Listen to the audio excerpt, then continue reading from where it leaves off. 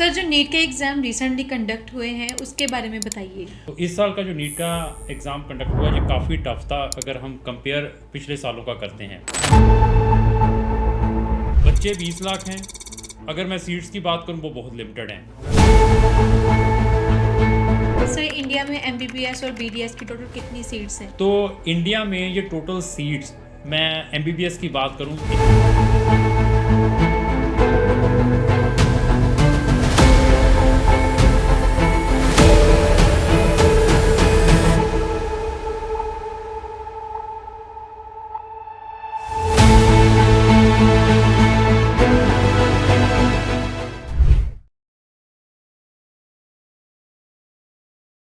Hi, I am Kajal. Welcome to Doaba talks. आज हम बात करेंगे कि बच्चों को एमबीबीएस प्रोग्राम अब्रॉड में जाकर क्यों करना चाहिए।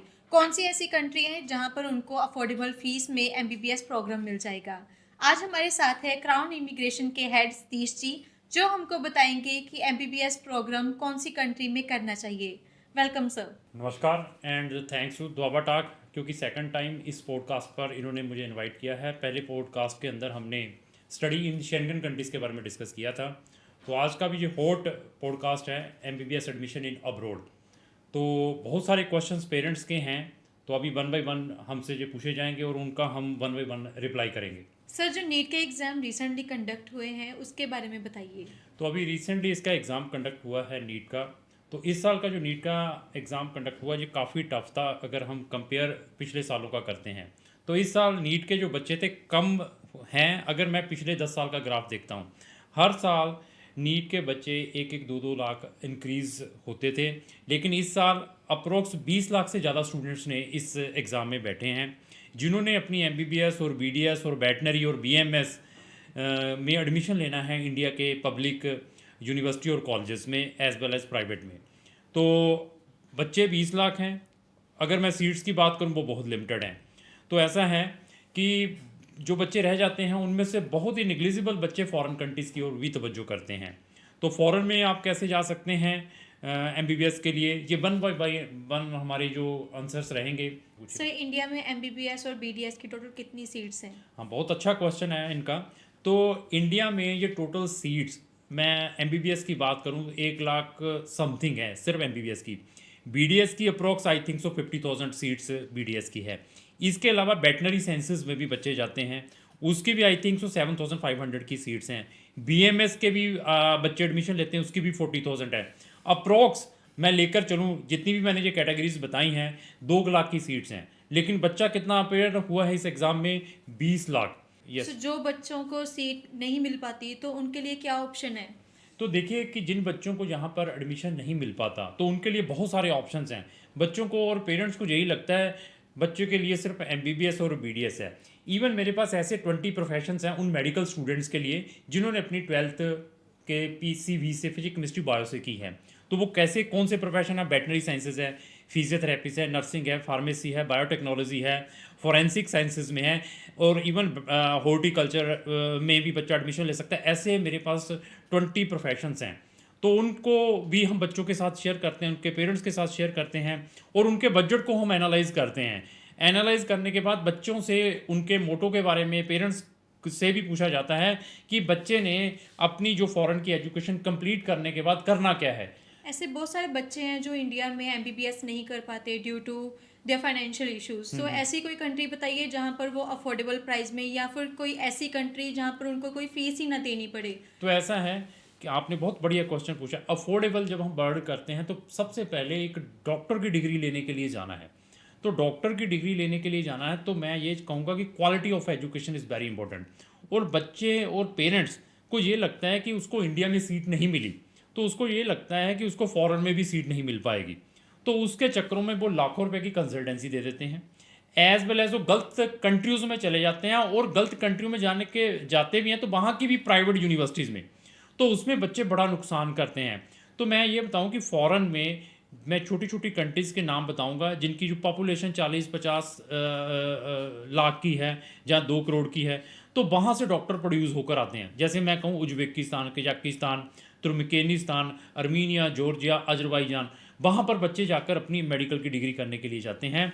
मैं बच्चों को कहता हूँ कि इन कंट्रीज़ को अवॉइड करें। अगर आपका बजट ज़्यादा है तो आप अच्छी कंट्रीज़ में जाने की कोशिश करें, क्योंकि क्वालिटी ऑफ एजुकेशन की रिक्वायरमेंट है, क्वांटिटी नहीं चाहिए।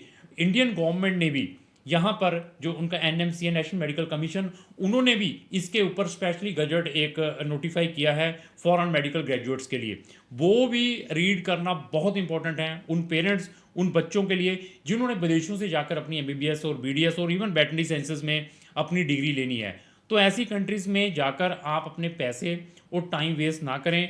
आपकी रिसर्च बहुत इंपॉर्टेंट है। जैसे आप यहाँ पर इंडिया में नीट एग्ज़ाम के लिए 9th में ही बच्चा प्रिपरेशन से 10th में प्रिपरेशन 2-2 साल 3-3 साल का गैप लेकर प्रिपेयर करता है, इसी तरीके से फॉरेन में भी जाना है तो आपकी रिसर्च उसके अकॉर्डिंग होनी चाहिए। क्वेश्चन इनका था कि इकोनॉमिकल तो आपको मिल जाएगी छोटी छोटी कंट्रीज़ में, लेकिन उसकी क्वालिटी नहीं मिल पाएगी। तो इन्होंने पूछा था कि क्या कुछ कंट्रीज़ फ्री में भी बच्चों को एजुकेशन प्रोवाइड करती हैं, एमबीबीएस और बीडीएस और व्हाट्सएवर।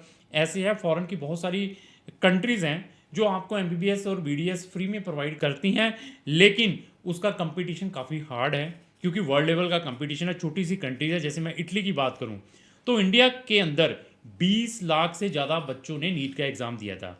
और सीट्स कितनी है, मैंने कहा सारे डाल के तो 2 लाख की सीट्स हैं। और इटली के अंदर आई थिंक 400 से ज़्यादा सीट्स हैं, और वहाँ पर वर्ल्ड लेवल का आईमेट का एग्ज़ाम होता है। वो बच्चों से क्लियर ही नहीं होता, और क्लियर हो भी जाता है तो यहाँ पर वीज़ा नहीं मिलता, तो उसके नाम पर ही बच्चे ठगे जाते हैं, लेकिन वहाँ पर एजुकेशन फ्री है। इसी तरीके से जर्मनी और ऑस्ट्रिया ऐसी कंट्रीज़ हैं जो बच्चों को एमबीबीएस और बीडीएस और बहुत सारे प्रोग्राम्स वहाँ पर इंजीनियरिंग करने के लिए भी जाते हैं, वो टोटली फ्री ऑफ कॉस्ट है। लेकिन एमबीबीएस और BDS entire in their local language, means आपको जर्मन लैंग्वेज में वो एमबीबीएस वहाँ जाकर करनी पड़ेगी। तो मीन्स आपके पास जर्मन लैंग्वेज का अगर B2 है तो आप एमबीबीएस और बीडीएस ऑस्ट्रिया और जर्मनी में फ्री भी कर सकते हैं। इवन हमारे पास कंट्री है ब्राज़ील भी इंटरनेशनल स्टूडेंट्स के लिए अपने पोर्टल ओपन करती हैं जिन्होंने स्कॉलरशिप के थ्रू वहाँ पर जाना है, तो वहाँ पर भी आप एमबीबीएस कर सकते हैं, लेकिन वो सारी की सारी पुर्तगिश लैंग्वेज में मिलेगी, क्योंकि उनकी ऑफिशियल लैंग्वेज पुर्तगिश है, लेकिन फ्री में मिलेगी। रोमानिया में भी ऐसा ऑप्शंस हैं, लेकिन कंपटीशन है जहाँ पर आपने स्कॉलरशिप जहाँ फ्री में करनी है, उन कंपटीशंस को आपको क्लियर करना पड़ेगा। इवन हंगरी का मैं बताया कि हंगरी में भी हर साल स्कॉलरशिप ओपन होते हैं, लेकिन साल के इंडिया में 2 या 3 बच्चे ही सिलेक्ट हो पाते हैं वो एमबीबीएस के लिए। तो अगर उन कंपटीशंस में आप बैठना चाहते हैं, अप्लाई करना चाहते हैं, तो हम आपको उसमें भी हेल्प कर सकते हैं। जैसे बहुत सारी कंट्रीज होती हैं, जैसे हमने बोला कि जर्मनी, रोमानिया, जिसमें उनकी लोकल लैंग्वेज यूज़ होती है, बट बहुत सारे बच्चे हैं जिनको वो लैंग्वेज आती ही नहीं है, फिर वो कैसे उस कंट्री में अपने खुद को अडेप्ट कर पाएंगे? तो ऐसा है कि उनके लिए बच्चों को जाने से पहले ही, that is the admission criteria of that countries, बच्चे को इंडिया में ही या अपनी रिस्पेक्टिव कंट्री में उस लैंग्वेज को सीखना पड़ेगा। और एमबीबीएस करने के बाद बच्चों को वर्क परमिट, पीआर या पोस्ट स्टडी वर्क परमिट मिलता है? हाँ, तो बहुत ही बढ़िया क्वेश्चन है। ऐसे क्वेश्चन पेरेंट्स को भी पूछने चाहिए जब भी बच्चा उन्होंने अपनी फॉरेन कंट्री में भेजना, क्योंकि उसने अपनी लाखों की पूंजी लगानी है जो उसने पूरी लाइफ में कमाई है। तो ये देखिए कि आप उन कंट्रीज़ में भेज देते हैं जहाँ की डिग्री ना तो रिकॉग्नाइज है ना ही वैलिड है, कहीं पर उनके ट्रैप में भी आ जाते हैं लोगों, पिचिंग आपको इस वे से दे देते हैं। तो मैंने फिर बताया यूरोपियन या शेंगन कंट्रीज़ में आप जाएं, लेकिन बजट उनका ये लेकर चलें 6 लाख पर ईयर से स्टार्ट होकर 16-17 लाख रुपए का है पर ईयर का। तो इंडिया में भी प्राइवेट यूनिवर्सिटीज़ में अगर एडमिशन लेते हैं 17-18 लाख रुपए का है। तो वहाँ की जो यूनिवर्सिटीज़ को अगर आप प्राइवेट यूनिवर्सिटीज़ के साथ करते हैं कंपेयर, तो वहाँ की जो यूनिवर्सिटी रेनोड, जो कि ये लेकर चलो 200 साल पुरानी, 150 साल पुरानी, इवन उनका जो स्टैंडर्ड है एम्स के इक्विवेलेंट है जो इंडिया में एम्स हैं। अभी आता है question working right. During the study student work कर सकता है आप, इवन पोस्ट स्टडी परमिट के वहाँ पर ऑप्शंस हैं। After completing the study some countries आपको 1 साल का देती हैं। इवन डॉक्टर की डेफिशिएंसी पूरे वर्ल्ड के अंदर है। इंडिया को 2 मिलियन डॉक्टर्स की रिक्वायरमेंट है। 2 मिलियन मीन्स 20 लाख से ज़्यादा डॉक्टर टिल 2030 तक चाहिए। तो आप देखिए हर एक कंट्रीज को डॉक्टर्स की रिक्वायरमेंट है, तो बहुत ही प्रेस्टीजियस डिग्री है।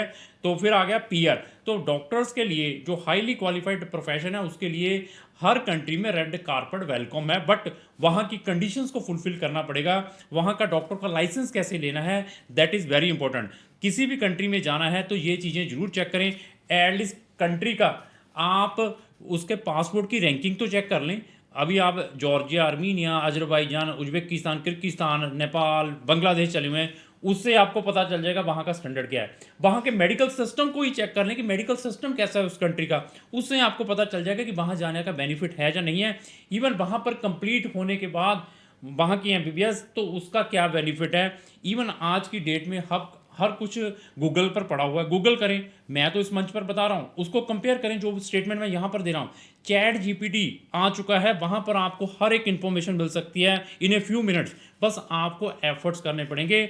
आपको क्रॉन इमिग्रेशन बेस्ट से बेस्ट ऑप्शंस प्रोवाइड कर सकते हैं। अगर आपने फॉरेन कंट्री में जाना है, सबसे पहले हम बच्चे की प्रोफाइल, बजट और एम क्या है एमबीबीएस का, सारा एनालाइज करने के बाद बच्चों को सुजेस्ट करते हैं कि आपके लिए क्या बेटर से बेटर रहता है। तो अगर आपने एमबीबीएस के लिए, इवन बीडीएस के लिए, वेटनरी साइंसेज में, इवन हमारे पास मेडिकल के 20 प्रोफेशंस हैं अपार्ट फ्रॉम एमबीबीएस और बीडीएस। तो अगर आपने किसी भी कंट्री में जहाँ हमारा कोई ओपिनियन भी लेना है, तो आप हमारे मेन चैनल पर जाकर, क्रॉन इमिग्रेशन का मेन चैनल है, वहाँ पर आपको बहुत सारी इन्फॉर्मेशन मिल सकती है। एडमिशन क्राइटेरिया क्या है, फीसिस क्या है, स्कॉलरशिप मिलेगा या नहीं मिलेगा, कल बच्चों के साथ पेरेंट्स ने जाना है वो कैसे जा पाएंगे, ये सारी की सारी इन्फॉर्मेशन आपको हमारे मेन चैनल जो हमारा क्रॉन इमिग्रेशन का चैनल है, वहाँ जाकर ये सारी की सारी इन्फॉर्मेशन ब्राउज कर सकते हैं। तो लास्ट ही इस प्रोग्राम को खत्म करते हैं। Thank you.